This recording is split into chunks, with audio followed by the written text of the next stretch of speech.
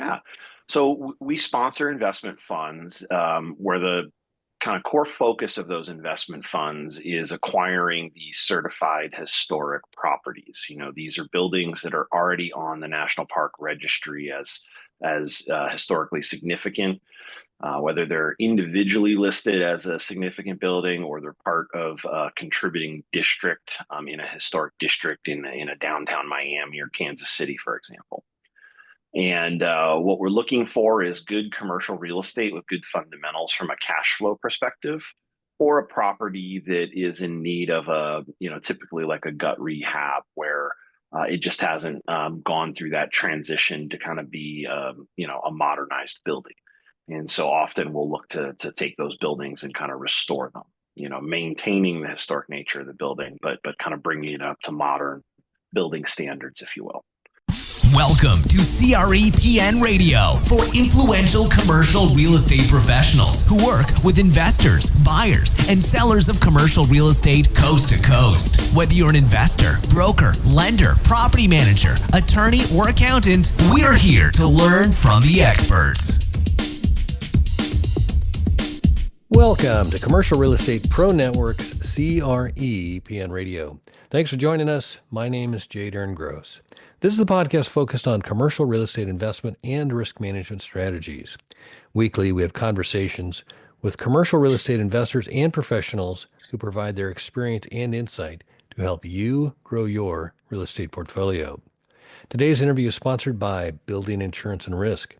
When you invest in real estate, it pays to work with a real estate investor protection specialist to protect yourself and your investment from catastrophic loss. The experts at Building Insurance and Risk focus on real estate investor protection. They provide you with multiple insurance coverage offers and a side-by-side coverage comparison. To learn more, go to buildinginsurancerisk.com. Today, my guest is Steve Austin.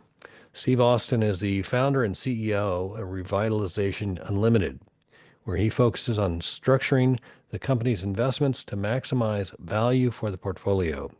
He has a diverse entrepreneurial background and has started companies in several different sectors. And in just a minute, we're going to speak with Steve Austin about preserving historically significant real estate. But first, a quick reminder, if you like our show, CRE Radio, there are a couple things you can do to help us out. You can like, share, and subscribe. And as always, we encourage you to leave a comment. We love to hear from our listeners. Also, if you want to see how handsome our guests are, be sure to check out our YouTube channel. You can find us on YouTube at Commercial Real Estate Pro Network. And while you're there, please subscribe. With that, I want to welcome my guest, Steve Austin. Welcome to CRE Radio. Thanks for having me, Darren.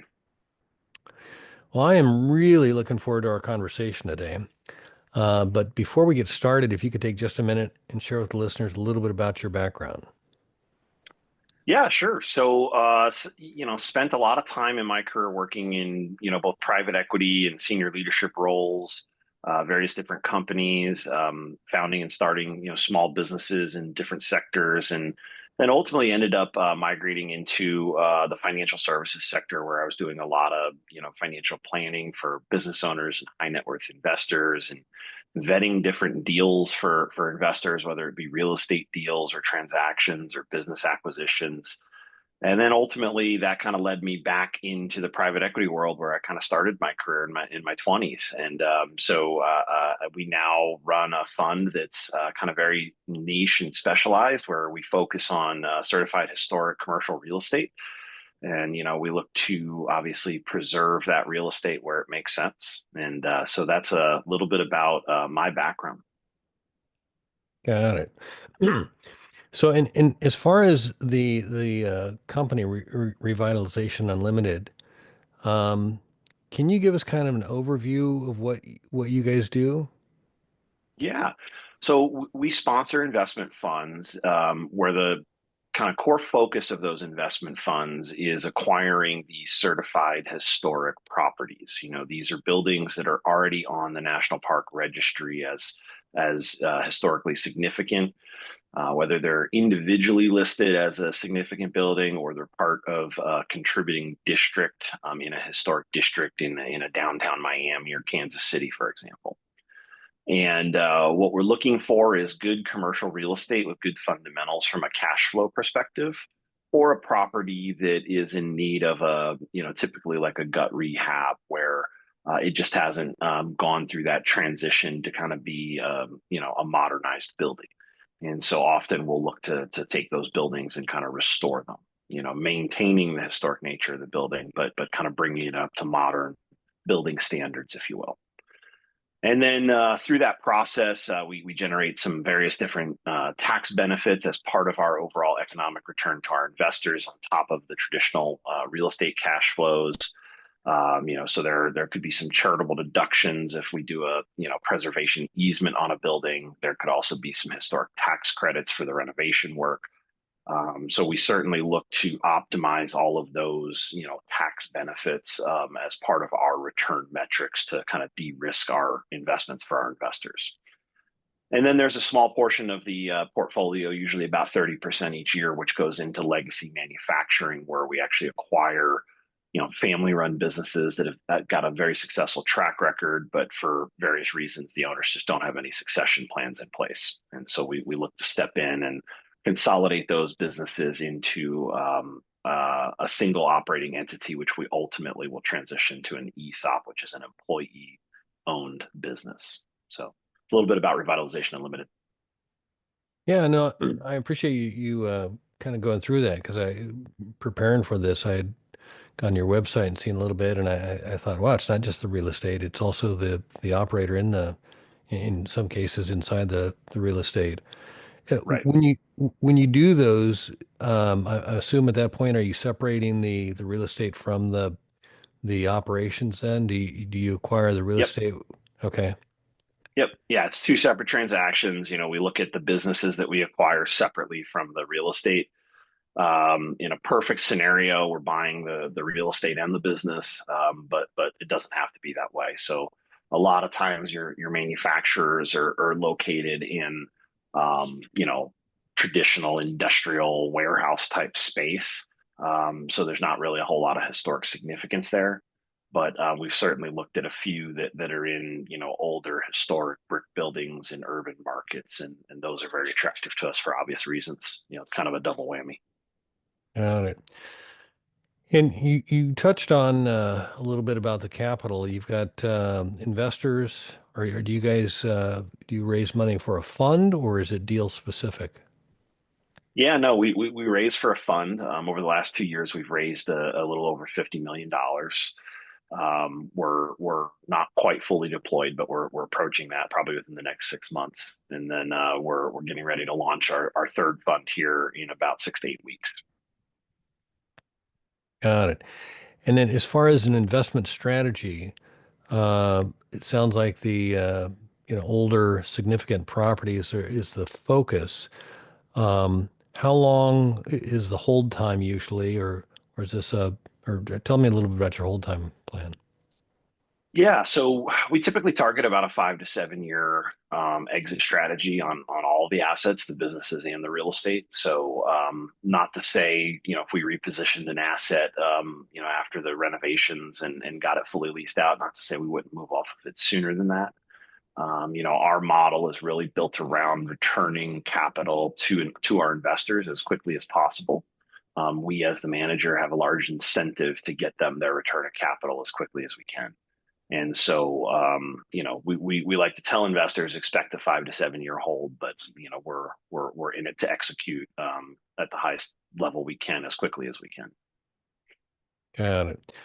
So I'm curious, how did you land on preserving historically significant real estate? I mean, that's so often I feel like developers are, it's more about ground up, brand new, Yeah, new kind of thing. How did you, how did you personally, and how did the company come about to the old historical buildings? yeah. Well, it's a little bit of a passion project. I mentioned to you before we kind of got on camera that I used to own a 1920s Colonial, and I learned all about old buildings. I was very deep into the building science world and doing energy audits and energy efficiency studies and things like that. And I learned early in my career from one of my mentors that you can take a very old building, you can make it very efficient, right? And it's not the most difficult thing to do.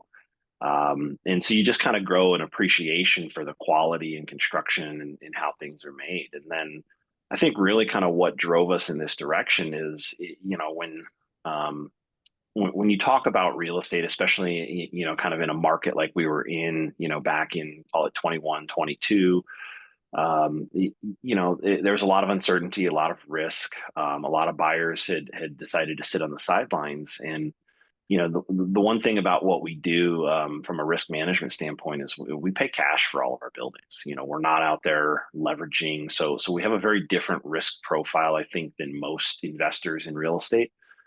And part of that is some of the requirements around, if we want to preserve a building and put a preservation easement on the building, it has to be done with the building conveyed debt free. So it's part of the reason we do that. But it's also, our investors are typically pretty conservative folks, and so they like the fact that we're not out there leveraging to the hilt and adding all that risk on the portfolio.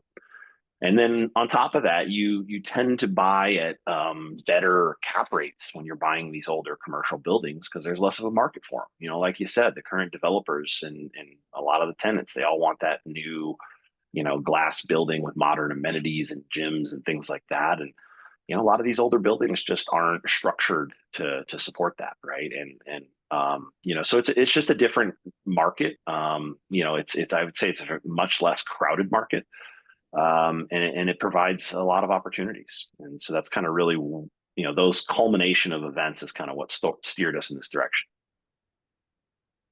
When you focus on or when you're focusing or finding a property, I know we've talked about landmark and significant, Mhm. and you mentioned historical register.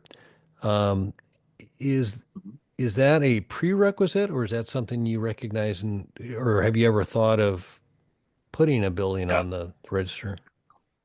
Yeah, we're in conversations right now on a couple assets that are certainly beautiful historic buildings that we feel should be on the registry.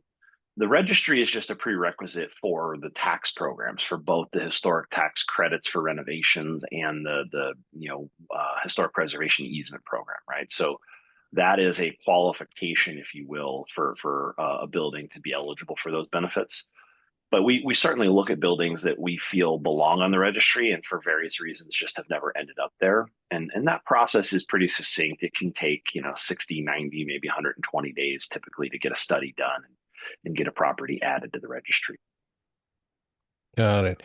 And once on the registry, are there any requirements put upon the building owner, or Yeah, you know, that's a great question, and we get that a lot. The reality is everybody thinks when you see one of those plaques on the front of a building when you're walking into it that it's on the National Registry of Historic Places. Everybody thinks that means that somehow the building's afforded certain protections, and ultimately it's not. I mean, the way the National Registry works is, the Department of Interior has laid out their guidelines for the historic registry, and how buildings on the registry should be treated, how renovations should be done. So there's a whole book on what the standards are.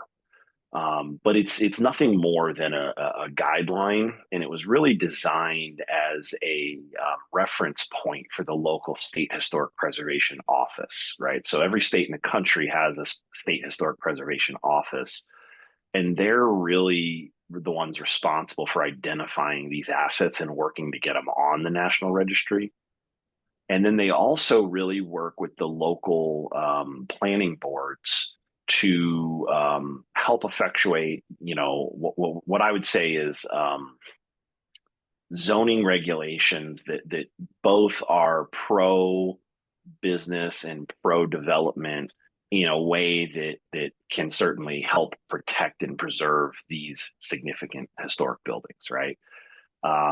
Unfortunately, in my view, a lot of municipalities just don't really care about the historic buildings, or They have that mindset that you shared earlier, which is no, we just want to tear these old, eyesores down and build the new modern buildings, right? And so a lot of municipalities have shifted their zoning focus to very much, looking for that development, that redevelopment activity to bring in all the new modern, style buildings. And so they don't afford any, of these historic assets, any kind of protections under the law. And some municipalities do. Some municipalities will have their own local historic districts, and they have historic overlay districts within their zoning regulations. And anything in that district is subject to different levels of approval. You might not be able to tear the building down. You might not be able to build on top of it.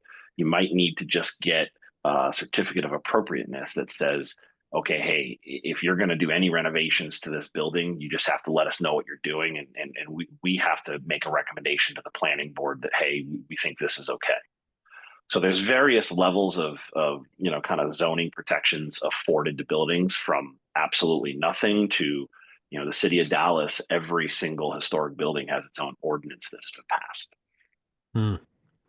And just from an insurance standpoint, I know carriers are a little bit weary of a very stringent um, requirement, just from the standpoint Mm-hmm. of, a lot of the materials, you can't get them. Mm-hmm. If it has to be exact to what it was, I Yep. know it's a challenge. I know, just, we were talking earlier about just old buildings. I currently live in a home that's built in 1928. Before that, I lived in a home that's built in 1920. And just the size of the timbers and the tightness of the grain and the Yep. sturdiness of the density of the wood, which is you can't buy that wood today. That's And right. so I know that's a challenge. Um, as far as the cost model from, if you were like an insurance company looking at it and said, you got the square footage is this, multiplied by the cost per square foot should be this. But if you get into this more, specific kind of thing, is that something that you guys wrestle with at all when you're doing your Absolutely. renovations? Okay. Yeah, I mean, just like, you're talking about it from the insurer's perspective, there's additional enhanced underwriting that they have to put into these types of projects. It's the same on our end. There's a substantial amount of due diligence and underwriting we have to put into these buildings to really understand what are the building systems and components, and what are their ages and how are they functioning. And it's really important to pay attention to those details from a risk management perspective. And you can't just say, oh, well, it's insured, it's good to go. No, you have to really sometimes dig deep and really understand, what are the bones of this thing, and where are the problems. My mentor used to say, every time you're buying a piece of real estate, you're buying somebody else's problem. And figuring out what that problem is critical to a successful deal. Yeah, no, true. So we've talked a little bit about the character. I'm kind of curious. Have you found that, and I guess you kind of did allude to it, like certain municipalities are more, um, I don't know, aware of, sensitive to, appreciate Yeah. the character. Um, is there any like when you're looking for a property, and I believe you guys work nationwide? We do. We, Yeah. we focus on kind of core markets, but yeah, we are certainly looking at properties nationwide. Okay.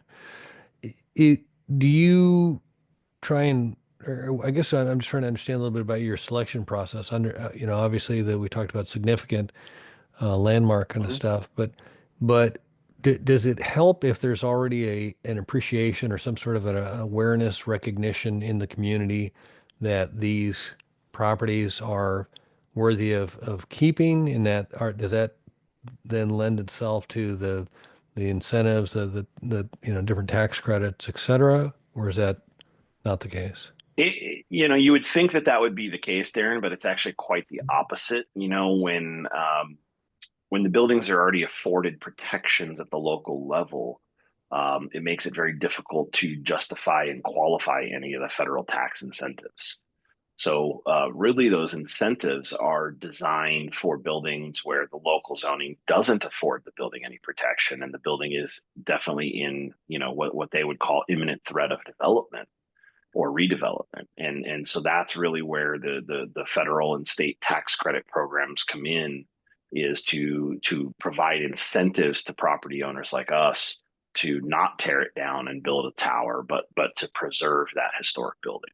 And so that's really what we focus on, is those markets where the current zoning doesn't really afford it any protections, and you can tear it down or develop up on top of it. And we're looking to identify, assets that we think are worthy of preserving, and then put those protections in place at the property level. And then, from that, the outcome of that is that makes us eligible for a lot of those federal and state tax incentives, which we'll often take advantage of. Got it. And earlier you mentioned that you guys you do this without leverage. You raise capital and you've got the cash to buy and Mhm. also do the renovation. And I thought I heard you say that was that was a critical piece to and I couldn't remember if it was for the registry but there was some sort of a qualification requirement that there not be Yeah, leverage. yeah. So where I would say that comes into play is when you take a building that is eligible to be torn down, right? You take one of these historic buildings that's already on the registry, and you say, I'm going to put a permanent deed restriction on the property, which is often referred to as a facade easement or a historical preservation easement. So that deed restriction gets filed, and in order to convey that and be eligible for any kind of tax benefits associated with that, and really, I'll come back to that in a second. But to qualify for those tax programs, the deed has to be conveyed debt free. There can't be any encumbrances on the property, and that's just part of the legal process of conveying a deed properly. And there are situations where a lender can be subordinate and accept that, but it's generally not easy to do. It's much easier to acquire the property in cash, file the preservation deed, and then go ahead and refinance the property. And there are cases where we would do that. Okay, and that's what I was So kind of that you just answered a question because I was trying to figure out like, well, does this kind of limit your buyers if you can't have leverage on it, but it's just in order to go through the process, you can't have leverage on that's the right. properties. Okay, Yeah, got it. if you want to be eligible for a lot of the tax benefits, you need to do it that way. Got it. That makes complete sense. Yep. Uh, um, so let's see here. I was just looking down here. So when you uh, when you find a property, um, is there? I'm assuming everything I've ever done with real estate comes down to do the numbers make sense? Yeah. Um, so when you identify a property, you find one that's got you know uh, maybe there's some sense of like, yeah, this could be something kind of cool.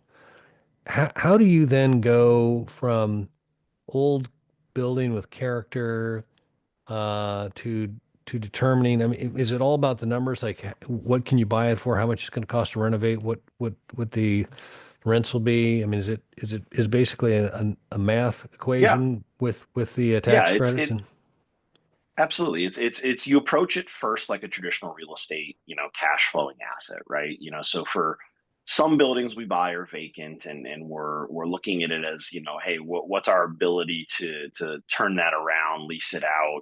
Does it need renovations? Does it just need to be marketed properly? Does it just need a little bit of TLC? Sometimes that's the case with some of these commercial office buildings. I mean, we all know kind of what happened to office over the last, 4 or 5 years, and we're certainly starting to see a turn there, but there's still a lot of vacant office buildings out there. But I would say probably the bulk of our properties are cash flowing assets, right? We're underwriting it as a traditional real estate deal on a cap rate, and do we like the fundamentals of the market and the economy there, and so forth and so on. And then we're saying to ourselves, well, what are the tax benefits that we can potentially get on a property like this? And what does that do to the overall returns, right? And so we underwrite it first as a traditional real estate deal, and then second as, okay, now let's layer in any tax benefits that are there, and then let's look at our return profile. And that's, usually kind of what leads us down that path of, hey, is this a high quality asset or not? Last year we bought three properties. One was in downtown Miami in the historic district, one was in downtown Kansas City, and then one was in Colorado Springs. Kansas City is a vacant building that needs, a pretty substantial renovation, probably $2-3 million. But the other two are turnkey. Colorado Springs is 100% leased, and Miami's not far behind it, right? So, it's always about, investors always want to know, what's my cash flow, what's my NOI, right? That's a big, key topic for us. But it's also, where do we think we're going to reposition the asset, right? That's, Colorado Springs, there's not a lot we're going to do to reposition that asset. We're going to work on getting, lease rates maybe up a little bit closer to market rates, and, I think the prior seller hadn't really put a lot of effort into increasing rent rolls and things like that. And so there's a little bit of opportunity, but it's really just a great cash flowing asset, right? And the return profile on that will be a very attractive once you factor in, the tax benefits there. When you look at like a Kansas City building, it needs, a pretty substantial renovation, but, we bought it at such a price point that, we feel we can, certainly exit that at a 2 or 3x, once the work's been done and the building's been leased out. Those are, I'll call them not normal real estate deals these days. It's hard to get a 2 or 3x in real estate right now, but the one way to do that is in the historic realm, in my opinion. Does it favor you if you find a community that's got some momentum? You mentioned Kansas City. I grew up back there, and I know in the downtown area, they're putting a lot of money into like streetcars, and Yeah, there's a there is some momentum trying to draw people down there, which is always kind of exciting, I think. Does that it help is. the the prospectus as far as the numbers and kind of the expected outcome with that, knowing there's a lot of investment going into an area? Yeah, yeah, it's a huge focus of ours. We spend a lot of time in these communities before we acquire property, doing our due diligence, just hanging out in the neighborhoods and getting a feel for, what's the demographics like, what's the, what kind of restaurants are there? Are we seeing high end restaurants? Are we seeing low end restaurants? What are we seeing when we're there? Spend time in the evening, spend time on the weekends, spend times during the work days, so that we really get a good feel for all of these markets, and obviously everybody's buying real estate in Miami if they can afford it. It's been one of those staples, but there's some hidden gems like Kansas City. I think you're kind of hitting the nail on the head. Kansas City is full of these historic buildings, a lot of pretty beautiful buildings there, and there is a huge focus right now on revitalizing that not just the convention center but the entire downtown, like you said. Yeah. No, it's interesting to go back there. When I grew up, it was kind of like 5 o'clock on Friday, everybody ran, from downtown and went out to the burbs, and Yep. Monday at 8 a.m. they went back. But it's neat to see that because there is so much character there, and even I think in a place like Kansas City, while I grew up there, didn't really know all the history, but I kind of learned a lot more about it since. But just the Yeah. jazz and music, and there's a Stockyard District, and all these little uh, Hmm. areas that I'd heard about, didn't really know about because we didn't spend a lot of time down there. Maybe to go down to Kemper Arena, which I don't even know if Kemper Arena is still um, something they use. It used to be like the spot, but I think now they've got the new Sprint Center, and but I just know there's a Yeah. lot of investment going on down there, and it certainly has the bones, I guess, as far as the community goes. I'm curious, when you find a property, a vacant one, because you've identified the three different projects, the one in Colorado that's fully, operational and full, and just kind of play there's a little bit of a rent increase over time. Um, Kansas City being a vacant building, when you look at that, I'm assuming the occupancy when it was occupied was one thing. How do you assess, or is it part of just the design plan, um, Hmm.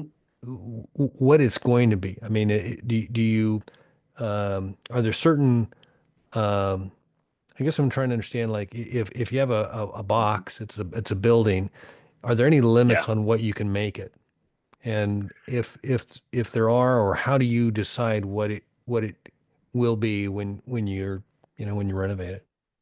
Yeah, that's a really good question. Darren, I think really our biggest focus is on local representation, right? And I'm not going to tell you that we don't go into a project with an idea that, hey, this is what we think we're going to do with this, and this is, what we underwrote it as, and but we'll underwrite it in two or three different, outcomes, right? And Kansas City is a great example of that. I was certain that we were going to convert that to condos on the inside of that building, that we were going to preserve the exterior and convert it to condos. It's right in Quality Hill, which is one of the oldest residential districts in, Kansas City, and it's just bustling with residential opportunities.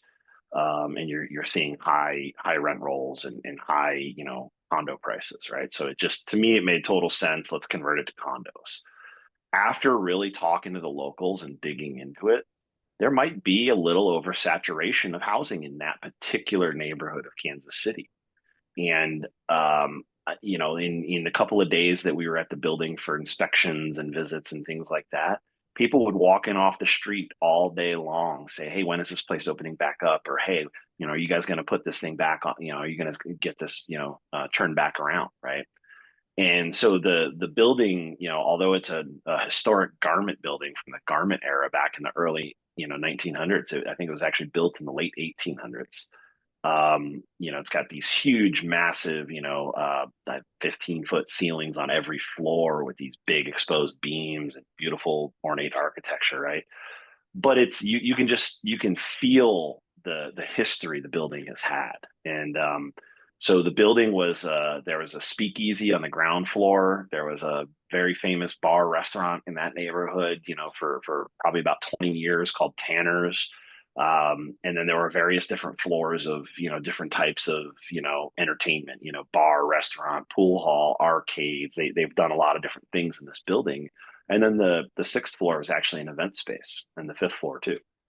And so that's what the local market really seems to need, right? They need, there's so much residential in this neighborhood. There's not really any, places to go hang out. And so, when we talked to the local brokers and architects and, everybody locally there, and we looked at the kind of, as I call it, the guts of a building and what it would take to convert that to condos.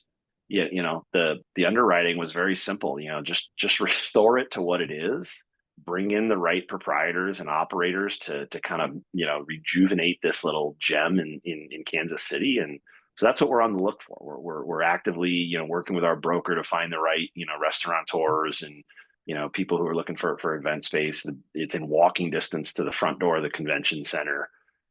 So we do think that is really truly the highest and best use, for the interior of the building. Now, if we could tear it down and put a tower up, yeah, certainly housing is going to pencil out, very well in that scenario. But the building, the plumbing and electrical and everything else in the building really would take a lot of work to convert it to housing right now. Yeah, that's always a struggle. I know the conversations I've had with others about Hmm. converting, um, the office building to like a residential, and I think there's a couple things I've kind of come to understand is one, the light.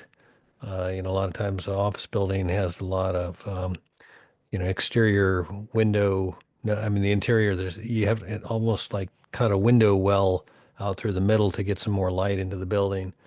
But That's then true. also that plumbing thing. You think about it, an office building Hmm. has a couple of bathrooms per floor kind of thing. But if you're going to cut that into residential housing, I mean, it's a significant task to retrofit for all that kind of stuff. So Yeah, I think there are buildings that work for that, but I think that kind of what I'm kind of coming to understand is that that's not necessarily universal, just based that's on right.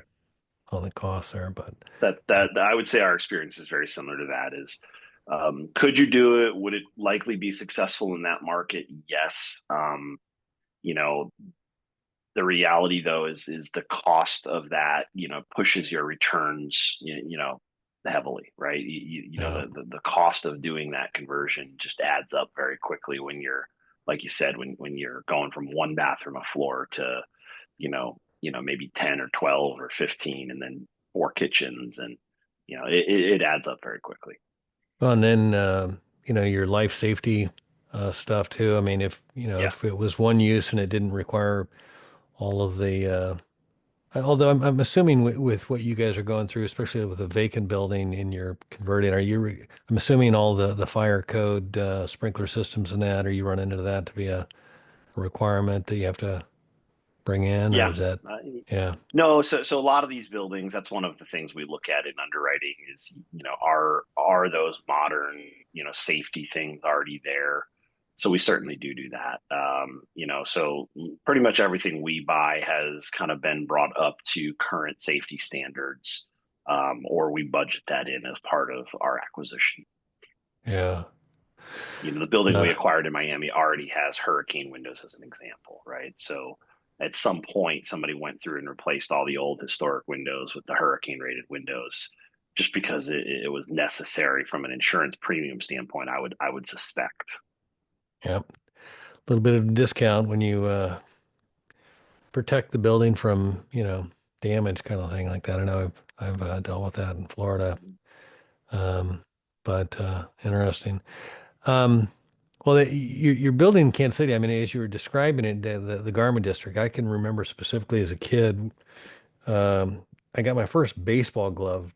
I remember my dad taking me down to one of his customers or whatever and it was basically, there was like a loading dock, and we went up back through the back door, and and Hmm. it was like, I mean, I couldn't tell you where it was, but I just remember like it was just kind of like empty streets and like trash blowing through the streets, and it was like, it was a cold day with people in long coats, Yep. just, but I remember the building and kind of the smell. It was like sporting goods or whatever was inside there, But but now I go down there when I go back, and it's like it's just that conversion where there's people and there's a vibe and there's, people want to be there as opposed to what it was. So I wish you well with That's that. a cool And memory. yeah, no, I actually was just back there, I guess last fall, and I got a chance to do some sort of a cancer walk with a friend, my mom, and it was just down in there around the Crown Center area, and just to actually walk on the streets and kind of see it, because it was literally a place we never went as kids from the suburbs, kind of thing, except like for a specific event, like Hmm. go to a basketball game or a concert or something like that downtown. But no, that's awesome. I appreciate you sharing that, and wish you well with that project and all of them. I just love Yeah. the Thank fact that you.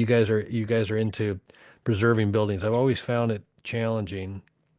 Um, when I remember going to Europe in college and walking around in France and stuff, and seeing these buildings that were like hundreds of years old, but they all had like new guts Hmm. and stuff, and I remember coming back and I was like, God, over here we just knock it down and put up something new. There was no sense of like, we just didn't have first of all, the number of buildings that were that old were they didn't Hmm. exist.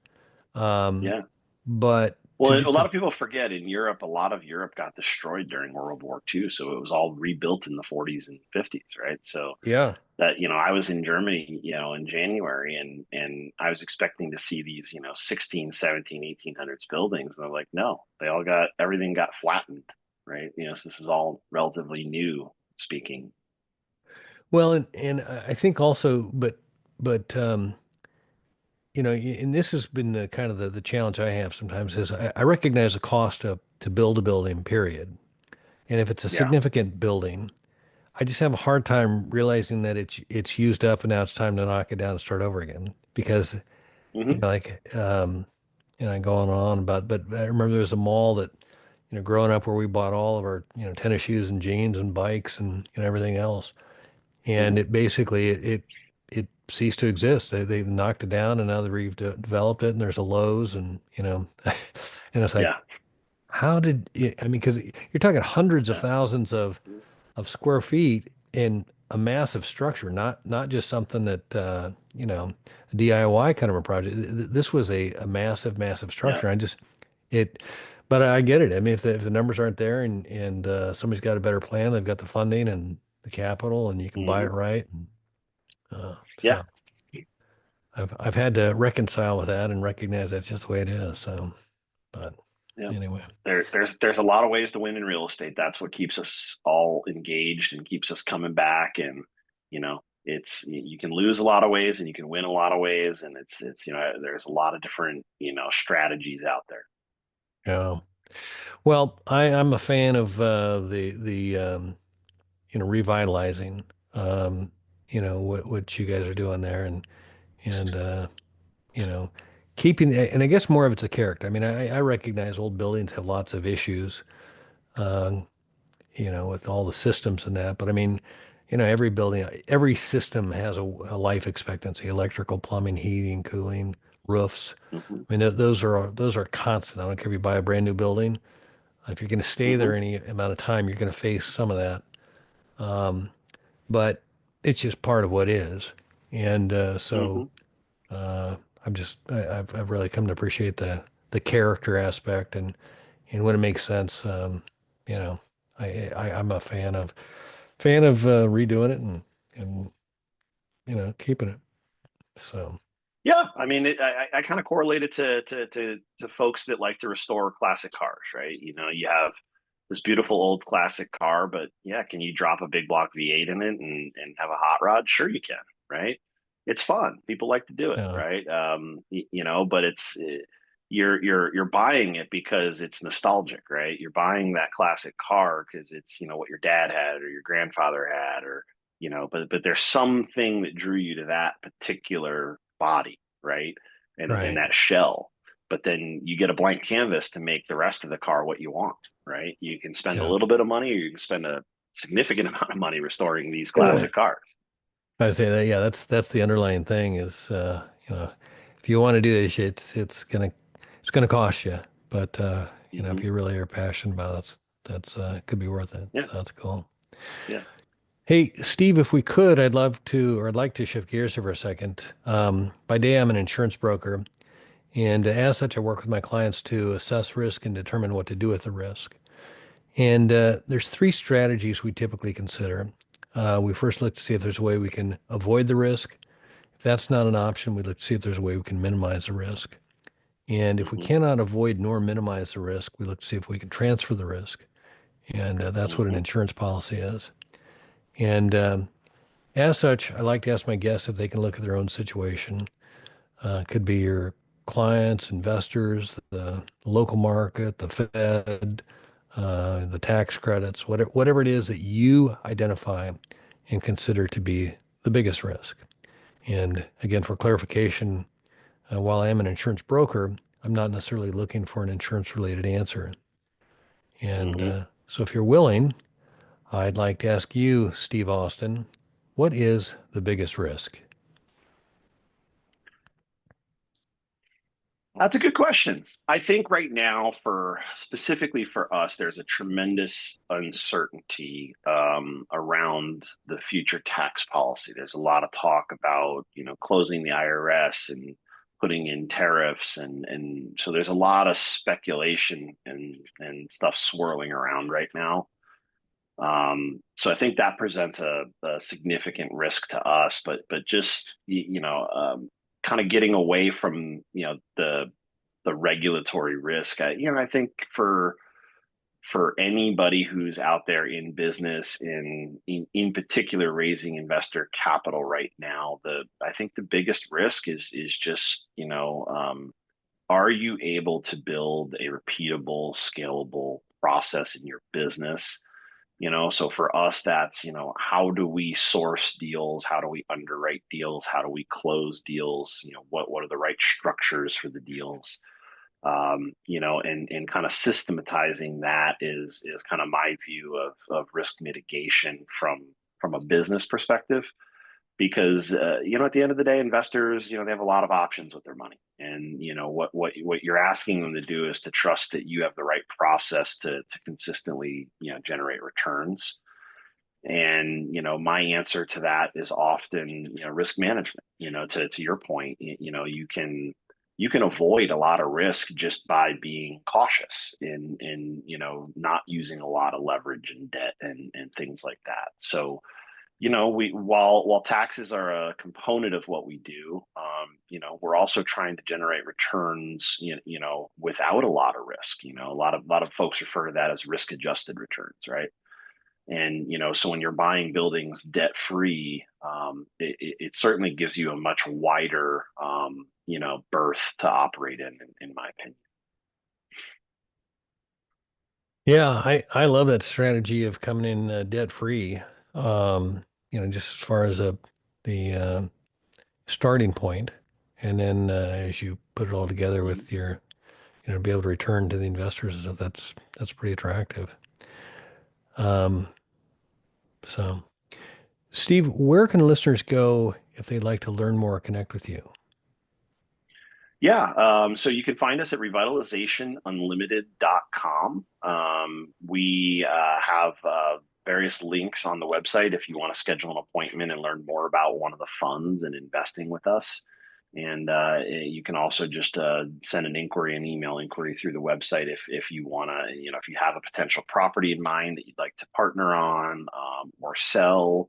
We're always looking for deal flow. So whether you're a second generation, manufacturing company, or you're just somebody who happens to have a historic building that you'd love to see preserved, we'd love to hear from you. Awesome. Well, Steve Austin, I cannot say thanks enough for taking the time to talk today. I've enjoyed it, learned a lot, and look forward to doing it again soon. Yeah, likewise. My pleasure, Darren. Thanks for having me. All right. For our listeners, if you like this episode, don't forget to like, share, and subscribe. Remember, the more you know, the more you grow. That's all we've got this week. Until next time, thanks for listening to Commercial Real Estate Pro Network's CREPN Radio. You're listening to CREPN Radio for influential commercial real estate professionals. For more information on this or any of our guests, like us on Facebook, CREPN Radio.